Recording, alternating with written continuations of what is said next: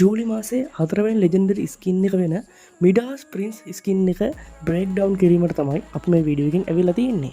එයා අපේ විලේජ් එකේ මෙන්න මේ විදිහට තමයි ඩිස් වෙන්නේ.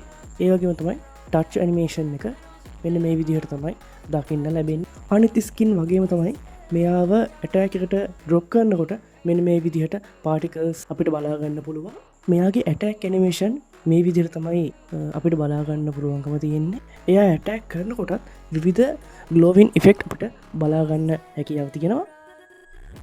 ඒ වගේම තමයි මෙයාගේ ඩෙත් ඇනිමේෂන් එක මෙන්න මේ විදිහට තමයි අපිට බලා ගන්න ලැබෙන්නේ. හරියනම් මේක තමයි ජූනි මාසේ 4 වෙනි ලෙජෙන්ඩරි ස්කින් එක විදිහට රිලීස් වුණ ඩාස් ප්‍රින්ස් ස්කින් එක. ඔයාලා මේ ස්කින් එක බයි කරනවද නැද්ද යන කමෙන්ට් වලින් කියන්න යන්න පුළුවන්. ඊළඟ වීඩියෝ එකෙන් හම්බ වෙමු.